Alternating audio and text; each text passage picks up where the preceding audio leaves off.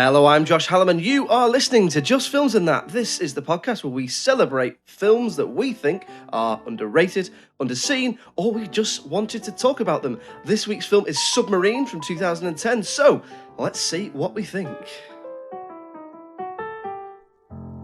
So, Submarine. It's from 2010, so spoiler warnings if you've not seen it. It's a list of suggestions, so normally we would ask, what's it about and why have you picked it? Well, what's it about, Alice? It's basically a coming-of-age story about a young Welsh boy in a Welsh village. Oh, how did you know he was Welsh? That surprises me, John. Something gave it away. So, yeah, basically, I sort of picked this one because I picked the listener's suggested film. Mm-hmm. So it was Daniel Perrin who got in touch with us on Twitter. Hey, Daniel. To suggest it in one of the comments. Hello, Daniel. Thank you very much for getting in touch. I gave him a little message to ask him why he picked it and to tell us a little bit about himself. And this is what he said. He said, I guess I chose Submarine as I consider it to be one of the most underseen British films of recent years, which is a shame, as I also happen to think it's one of the best British films of recent years. It's directed by Richard Ayoade, and this was his first time behind the camera, and I think he completely smashes it out of the park. Basically, it's a coming-of-age comedy with the brilliant Sally Hawkins and Paddy Considine in supporting roles, and superb then-teen actors Craig Roberts and Yasmin Page. Anyway, I hope you like it as much as I do. A little bit about myself. I'm a 40-something-year-old guy living in Exeter who was lucky enough to grow up in the late 70s and 80s, which gave me the perfect excuse to fall in love with cinema. I'm also fond of travelling to far-flung places, photography, beer, curry, and listening to movie podcasts such as yours. Beer and curry, Daniel, you're our type of fella. That is our audience, isn't it? Beer and curry, lads. Yes, so that's why Daniel picked it, and that's all about Daniel. So let's crack on, Alice. Let's chat about Submarine. First of all, Josh, I pose to you, why did you pick this one out of all the listener suggestions that we've had? What stood out to you from Submarine? We have had a couple in the past, and I always make a note of them. We always want to get round to picking them, but because we cover other topics, classics and films we've chosen, and guests and all that, we try and get one in, don't we, every now and then, a couple a year. We do try and get one in, Josh. Submarine, I'll be honest, I think I picked it because I think it had been in the back of my head, in my to-watch list. Okay, so you hadn't seen it. No, Great. I hadn't seen it, yeah. So I like Richard Ayoade, big fan of, things he's done, sitcoms and, Travel Man and stuff he's done. I think very funny guy.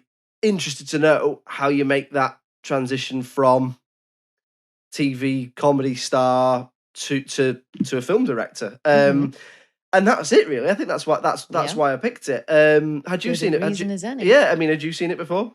I hadn't seen it, no, and I don't even think I'd properly heard of it. Honestly, when you said it, I thought the first thing that came to my head was, I think, The Life Aquatic by Wes Anderson. Yeah. I got confused between all the watery nautical themes going on. I was like, is that one? It's like, oh no. Submarines in common as well. One says submarine, one is about a submarine. Indeed. So, that's typical me getting all confused. Did you get it confused with The Hunt for Red October? Because when I was looking for this and I was typing in submarine into Amazon, into streaming service, all it was giving me was submarine films. There we go. Yeah, no, I didn't have the same challenges as you, but I got there at the end.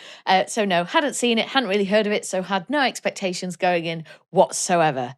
So Josh, what did you think? What did I think? What did you think? A lot to like. Okay. A lot to like in there.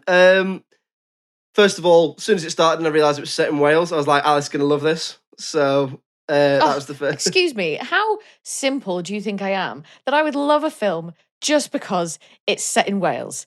But I did totally love that. Yeah, very simple, yeah. So let's break it down. What did I like about it? So performances, I thought Craig Roberts was pretty good in it, considering it was his first lead role.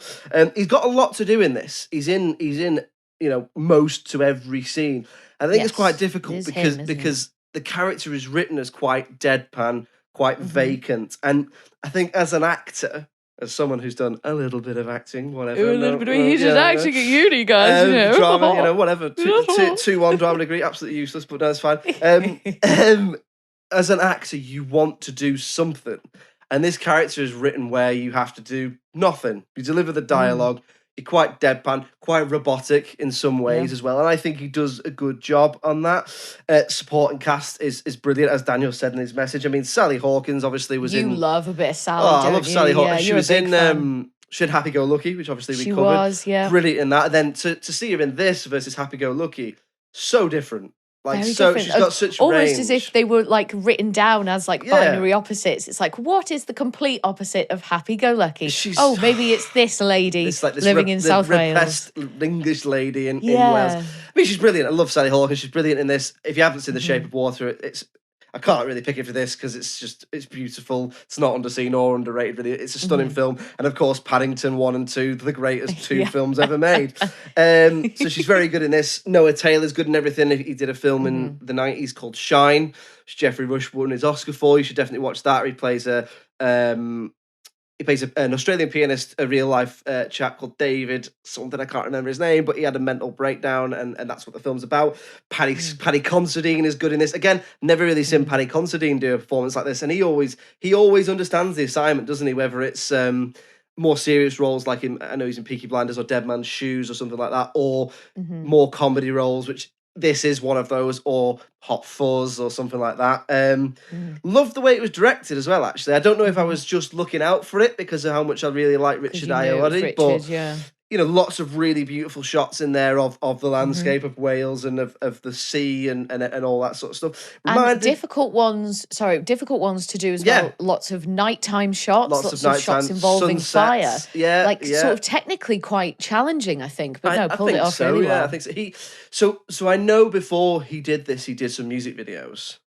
Mm. Um, Oh, sick. I love and me a music video, you know. I think you can tell. I think you can Mm. tell that he's done music videos because there are elements in this where there's a lot of music video in there, a lot of Kubrick and Lindsay Anderson in there as well. Oh, So yes. there's a lot of Interesting analysis, Josh. there's a lot of silence versus sounds. There's a lot of long Mm. pauses and a lot of choices about when to use certain types of music. So there is a bit where he makes a realization on the beach is when he realizes his mum is having an affair.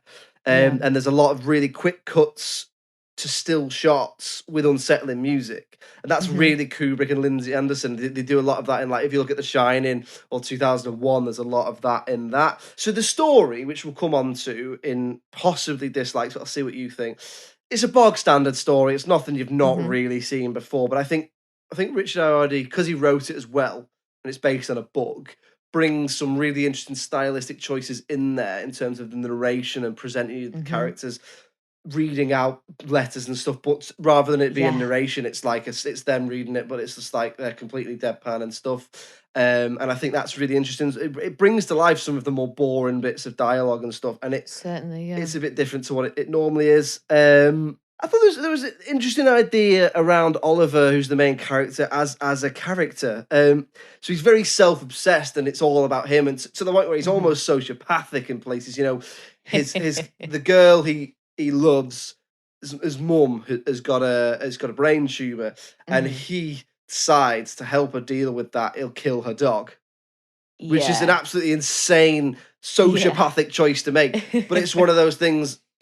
You can see the logic to it. It's just horrible. Yeah. But he Um, doesn't end up doing that for anyone who hasn't seen the film. He no, doesn't end up doing that. The dog, instead, don't just worry, gets hit by a car. it's a much Don't more worry. humane end. The dog just gets hit. Yeah. Uh, But I thought what was really interesting about that is that you've got Oliver in the middle of this story who's obsessed with Mhm. the little details of his teenage life. But around him is chaos. So his Mhm. parents are going through a divorce. His neighbors move in next door and split up, and there's infidelity there between, it's possibly, between the mum and him.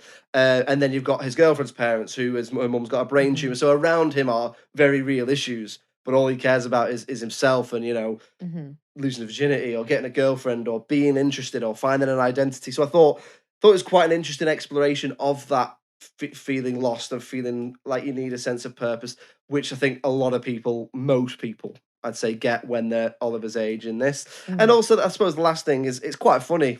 in places. Yeah. There's a bit where he tries to get in a fight at the end, and he tries to kick his mate, and it's just so pathetic that his mate just bats it off like it's nothing. And does he like grab his leg or he something? catches it. He sort of catches his leg, doesn't he? And it's like it's a bit like, it reminded me a little bit of the fight in Bridget Jones between Hugh Grant and oh my goodness, so it's like it's two men who they've never been in a fight, not really fighting, and it's just like and if you, most of us have, who went to state schools have seen, particularly as a bloke, have seen fights between two lads at school who don't know how to fight, and it just becomes head to head, or one gets the other in a headlock, and there's just a struggle, and everyone's around them, and then before you know it, the teacher's arrived. And I did think it captured that, and also I think it captured the sense of being at a depressing high school, just wanting to leave. Yeah, definitely. Really well. What did you think, though? I'm interested. I can't gauge you from you. Normally, your face is your open book. Normally, usually my face gives it all away. So, what did I think about the film, written and directed by Richard Ayoade, featuring songs by Alex Turner, set in Wales? Well, Josh, I bloody loved it. Yeah. I thought it was brilliant. So you've already touched on much of what I liked there. So I love the fact that it is such a simple concept, but just executed brilliantly. Like this social family drama / comedy that kind of blends realism with the absurd as it explores these things that seem, because some of it's just a bit wacky, isn't it? As it explores things that seem just monumental to a teenager. And even though it is all from the point of view of a child, it feels so relatable, and it's done in such a mature way that you don't even really think about the fact that Oliver is a kid, because it's not a child's film. No, it's true, isn't it? I didn't think of it like that. Like they present you with the issues that everyone has. I think because I suppose everyone's kind of been there. Most people have been there. Where Oliver is. Most people, I think, So you just even for someone like me, a 32-year-old woman, and he's what, a 14, 15-year-old lad? A bit, maybe a bit older, because I think is his whole thing not he wants to lose his virginity before it's legal. So before it's legal, like you say, he must be like 16, 14, 15. Yeah. Unless it's a different age in Wales, and I don't. No, pretty sure 16. Yes. Yeah. And so I thought it was really funny. I thought there were some great moments of humor in there. And one of the very early scenes really sets up the kind of comedy I think that you're going to experience throughout the film. So it's when Oliver is fantasizing about his own death and how the people at his school are like responding to it. And there's these really dramatic news reports and stuff. And then from this, there were just so many funny moments and so many different funny scenarios and like different lines of action and threads of the narrative. Alice. What did it remind you of? What did it remind me of? Come on, what am I going to say? Oh my God. Name another film we've done where a teenage boy imagines his own death. Oh my God, I'm totally drawing a blank. Please tell me, Josh. You picked it. Did I? Yeah. Totally drawing a blank. Help me out here, bro. Oh my God. So as soon as it happened, I was like, oh my God. Kevin do in Kevin and Perry, there's literally almost the same scene. Really? Yeah, because I totally don't remember he does the whole bit, doesn't he, where he's in the church and he's like, the priest is like, and in many cases, shagged. And all the women are like, and then he looks at his parents, he's like, yeah, I'm dead now. And I was like, I can't believe we've done two films. There we go. Where it's like almost the same premise. But anyway, you're right, that bit is very funny. But and then that really lends itself to what you were saying about him being like this self-obsessed character. It's like, oh, well, I know that people would grieve for me and, have these really over-the-top reactions if I died because I'm very special and everyone thinks I'm really special. Yeah, definitely like Kevin from Kevin and Perry. What a double bill. Oh, definitely. This is why you come to this podcast, guys. So things like, when he monitors his parents' sex life, just these funny like threads that are ongoing. The way he speaks about some of his classmates is hilarious. So there's one lad who gets stabbed with a few compasses. And then Oliver says something like, his stoicism reminded me of the soldiers in the First World War. I was like, that is hilarious. And this really, like you say, it's quite deadpan and it's all delivered so deadpan, but it's quite absurd as well. He reads the dictionary for funny. And it's some of the comic timing of the script which I suppose is partly to do with the writing and then partly to do with the editing as well, really adds to the humor. So when he becomes a bit of a bully because he thinks that Jordana likes bullies, right? And so he starts hanging out with the bullies and he starts picking on one of the girls because he's so desperately trying to fit in. And then when this doesn't work and the scene is over, we cut to a new scene with his voiceover going, I've actually always preferred my own company. And like the juxtaposition of those two things just kind of makes it even funnier. At one point, he says, to try and romance Jordana, he takes her to his favorite industrial estate. And this was just ongoing. So I found it very, very funny. And I thought it was a really interesting type of humor. It's not everyone's type of humor, is it? I can imagine No, not I at can imagine all. some people would watch this and just not get it. I think so, yeah. And it's not, big thigh slappers. It's not big, huge I comedy wonder bits. how something like this went down in the States. Oh, yeah, I'd be interested. I can't, I can't imagine. I can't. Is it quite Britishy? Yeah, Do you is it think quite that sort humour of is quite British and specifically deadpan Britishy? and Yeah. sarcastic and? Because didn't they try the IT crowd over in the States? They've tried the IT crowd. I think they've tried Gavin and Stacey. I think they tried there's definitely an in-betweeners because I tried to watch some of it and it was so excruciatingly bad. Not great, was it? Yeah, not great. But then, The Office. So yeah. So it's funny which direction it goes, but yeah, it just made me think because obviously Ayoade in the IT crowd, bringing a lot of his humor to that, and a lot of the reason it's funny is because it's him. He did a couple of American films, didn't he? He did. Yeah. Is it The Watch? The one he did. Something about The Watch, The Neighborhood Watch. Yeah. And it was like aliens and stuff. And then that was with Ben Stiller, who was in Submarine. He was in it. Yeah. So there's a bit where I saw that he was an executive producer. So he's watching. Something. It's only a cameo, but he's watching a American sitcom or an American drama, like a soap opera sort of thing. My God. And he's just on. He doesn't have any lines. Him. He doesn't have any lines. He's just on the telly in the background. Yeah. So like Ben Stiller's I missed in it. it. Yeah. Oh, awesome. It was one of those. It's one of those things where you think, was that Ben Stiller? Is that Ben? And then is that Ben Stiller? Is that Greg Fokker? I had to Google it, but yeah. What else? What else did you like? Obviously, it's set in Wales. The fact that it's set in Wales. As soon as he opened his mouth, we've got the Welsh accent, we've got the scenery. There was a few Welsh dragons knocking around there. Like, I'm sold. I am just that simple, Josh. Like, if you wanna set your film in Wales, I'm gonna watch it. The soundtrack I thought was beautiful. Yeah. Like, Alex Turner just doing his thing. Like, I love Arctic Monkeys anyway. And then to hear him, and obviously it's not set now, is it? Like, isn't it set in like the 80s or 90s I wasn't or nondescript 100% time? sure. So I think I googled it. Feels like back then, doesn't it? I think Google, the all-knowing Google, said the book is set in the 86, 87. Yeah. So okay. But the music that Alex Turner then has done really suits it. Oh, it does. It matches so well. It matches the emotions. It matches the vibe, and it just enhanced the whole thing. So then every time a new song would come on, and because it was him, and because I was so engaged by the music, I really listened to the lyrics as well. And the combo of the two of them together just really did it for me. Like the film and that soundtrack specifically. Like you've already touched on as well, it is shot beautifully. Like and lots of really difficult, challenging shots to set up, like the fire, like all these external shots. There's a lot at nighttime, there's a lot at dusk, there's a lot of shots by the beach and stuff. And I just thought it looked beautiful. And as you've said as well, I thought all the performances were really strong and good characters as well, and good characterization, like between the parents. They're a really interesting couple, and you're sort of you're really invested in them as a couple, and you want to try to identify, well, what are the issues here? And the dad especially, Lloyd, is it?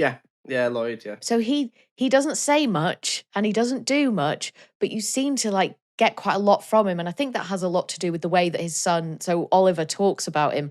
Like he says when he was in his like deepest pit of depression, or I don't even think they call it depression. They try and be a bit more like subtle about it. Or I suppose they didn't know it was depression back in the 80s or whatever. But it's like, oh yeah, when he's really sad, he just drinks lemon water from this same cup over and over again without washing it. And then as the film goes on and he's clearly getting more and more depressed, he's then drinking again from this cup, unwashed, this lemon water.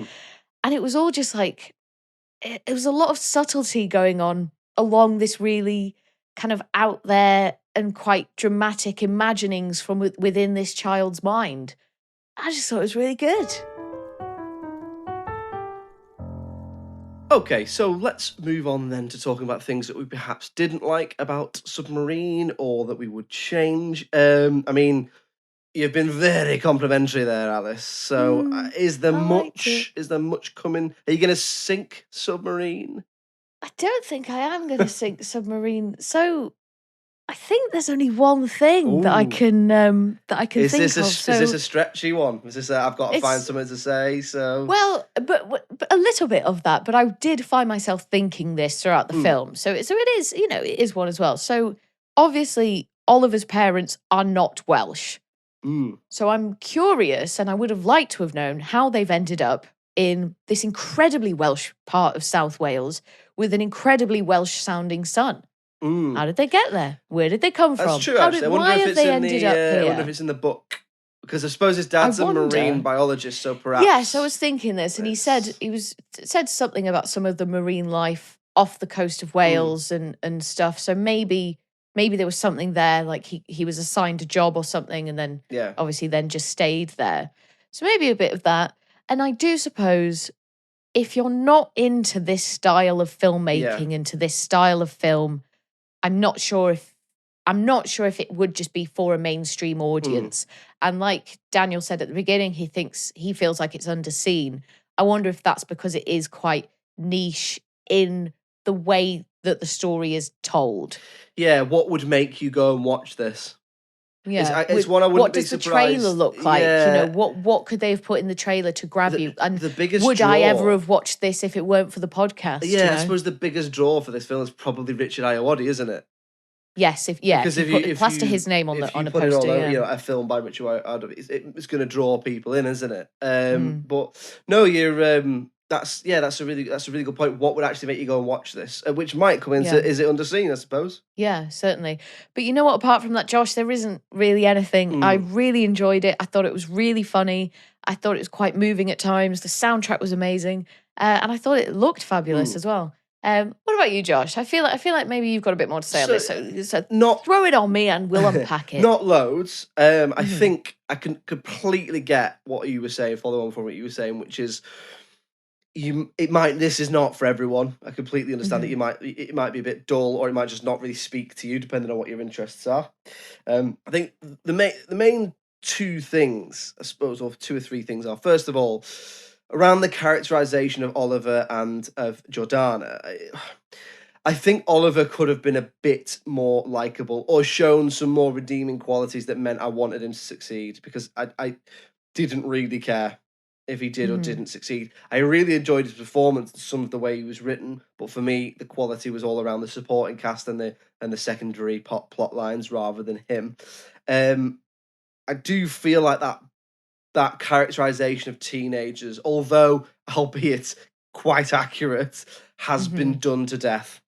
Hmm. So I feel like I've seen this before. I feel like I've seen this film before, whether it be Perks of Being a Wallflower, even something like more left field, like Napoleon Dynamite. I feel like I've seen this before. Even touches of, I thought at times, the in-betweeners, Yeah, like their more serious yeah. moments. Yeah. So I feel like I'd seen it before. What does differentiate it from those is the stylistic choices that are made, which we've touched on, which I thought just about saved it. But it's encapsulated for me in the characterization of Jordana as a character. I've seen that character in so many different films of this ilk, and I just would have Hmm. liked, something different. The rebellious female character who smokes and is a bit of a black sheep and has stuff going on at home and has even like down to having like a black bob and a coat, and do you know what I mean? It's like I've seen it before. It's Eternal Sunshines of the Spotless Mind. It's loads of other stuff, and I would have perhaps liked Yeah. something different. I understand Okay. though that it is from a book, so if that's how she's written in the Hmm. book, then that's how she's written. Hmm. But I there was elements of it where I was just like, I've seen all this before. Yeah, and Um, you can sort of work out what's well, going yeah, to happen because of yeah, that. exactly. But as I say, not loads for the dislikes from me. Mm. Okay, so let's move on then to talk about the critical reception then, and then we'll have a little look at if it is what Daniel says it is. So, how do you think it did critically, Alice? Because I don't think you have seen the critical reception, have you? How do you think it did? No, I haven't. I reckon critically it did okay. well. I reckon this might be one that did better with the critics than it Yeah. did with the audience. Yeah, I absolutely agree with that. Yeah. I would give it at the very least a high 7. I really did enjoy it, and I did think it was really good. And it made me feel a lot of things, like as a viewer and as a film critic. I don't know about saying that. I don't know about saying that. But in like assessing the more technical elements of it, if you know what I mean. So yeah, I reckon at least a high 7. I'm gonna be generous and say 7.9. And if it got less than that, I will be surprised and a bit mortified. And if it got higher than that, I'll be a very happy lady. So go on, Josh, give it to me. So, at the time of recording, it gets on IMDb 7.3. Okay. But then over on Rotten... that's not bad, IMDb. Yeah, on Rotten Toms... Oh, God. From the audience, gets 82%. Oh, go ahead, audience. From the critics, it gets... 88%, Marvelous. which averages out at 81% for those 3 scores. So, that fair for you? Absolutely. Fair. That is appropriately rated. Yeah, yes. I'd agree. I mean, I would probably give it around a 7, but I'm happy to say it's appropriately rated. But Daniel has picked this because he thinks it's underseen. So I've had a little look on Box Office Mojo, and worldwide, I'm guessing this is right. This is off Box Office Mojo. It took in worldwide just under $4 million. Oh, okay. Which is not a lot. That's not much not really loads. at all. No. Neither. Do you know what the budget was and how that compares? I wouldn't imagine it's a massive budget, but I would also be surprised if it didn't make its money back. Yeah. If you consider who's in it, you've got. I know you haven't got any huge stars, especially at the time, but there's some. Paddy Considine, Sally Hawkins, and Noah Taylor. They're all known elements now. Established, yeah. For me, I would say that considering that box office and considering we hadn't both seen it, I think that's underseen for me. So I think, Daniel, I think you're right, but Alice, you can give your deciding vote. Oh no, certainly I would agree. 4 million, that's pretty low, isn't it? If it's getting a theatrical release, I feel like not many people went to see that. Yeah. So there we go, underseen. Underseen. So there we go, another listener's suggestion done. Daniel, you'll be pleased to know it's underseen. Damn, Daniel, you picked a good film. Alice is very, very happy. I am happy. It was great. Thank you for making me watch it. Well, speaking of Alice being happy, it's your turn to pick next week's film. I'm about to make Josh miserable. I've got a feeling he's going to hate this so much. But anyway. What are we watching next week? Next week, Josh, listeners, we're going to be watching, analysing, talking about Passengers. Okay. Right, that's probably the weirdest face you've pulled because you didn't even pull a face. It was just still no movement. It was like a statue, ladies and gentlemen. Right, we'll see. We'll see. What I thought of the film Passengers.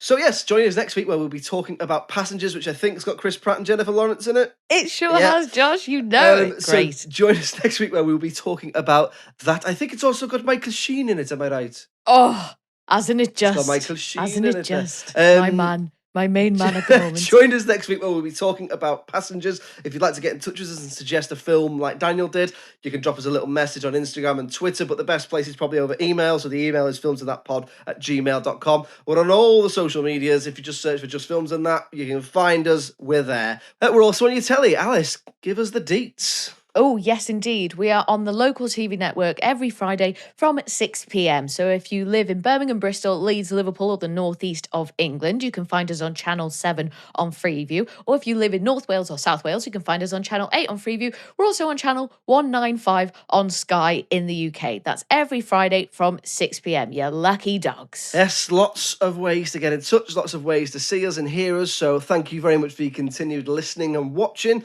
And we'll see you next week. It's goodbye from me. Cheerio. Bye.